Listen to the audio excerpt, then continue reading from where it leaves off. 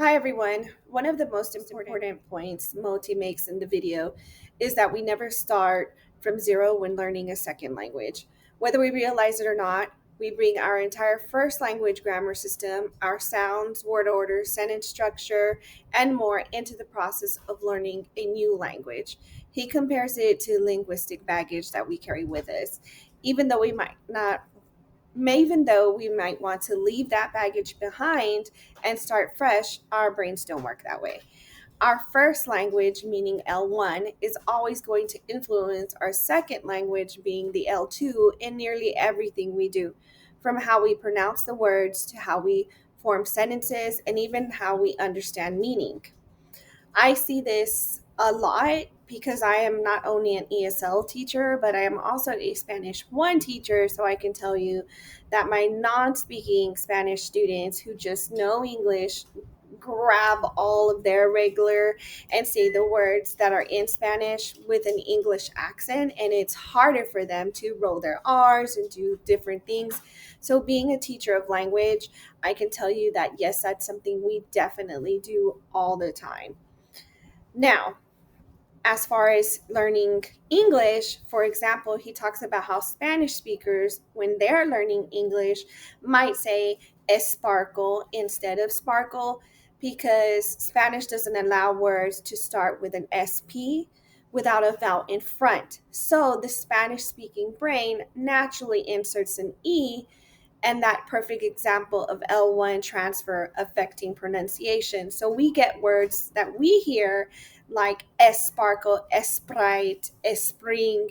And so I have to focus, at least for my adult students, I mainly focus this on, um, is letting them hear the error and then telling them, working on going sparkle, spring, sprite. Okay. Now, let's talk about transfer and how it differs from interference. Transfer is the idea that we use what we know from our first language to help us learn our second one. Sometimes it helps, like when a Spanish speaker recognizes a cognate such as familia and family. Other times it leads to errors in sentence structure, like saying Barney wears frequently suits instead of saying Barney frequently wears suits. And that's because the learner is applying their L1 word order rules in their L2.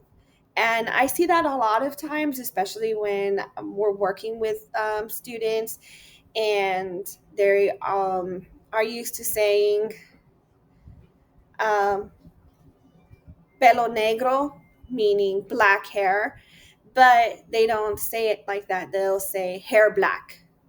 And so I have to remind them that we do descriptive first and then we do what we're talking about being our noun or a verb.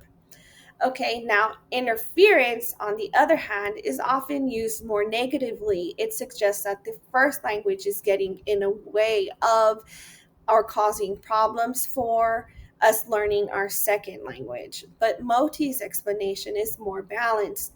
He shows that transfer isn't always a bad thing. In fact, it's a completely normal and expected, and that helps us as teachers to know that we're expecting this so we can kind of know where to help. And it's how the brain tries to make sense of a new language based on patterns it already knows. So while interference focuses on mistakes caused by the first language, transfer is a broader term that includes both the helpful and the challenging parts that influence. It's a more accurate and less judgmental way to describe what's happening.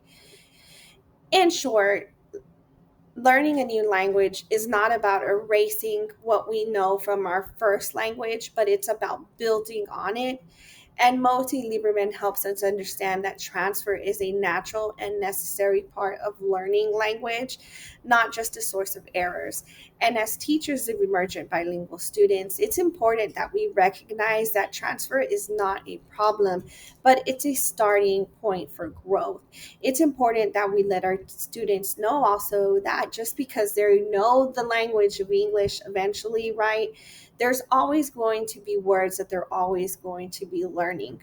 And I always use myself as an example when I'm teaching, because I tell my students, look, I know Spanish, but when I got hired with my school district as a special education secretary, and I was hired because of my bilingualism, when I had to go into an art meeting for the first time and then translate IEP information from English to Spanish, I quickly realized that I knew Spanish, but I didn't know IEP art Spanish, because that's just a different kind of words that I wasn't using at the time.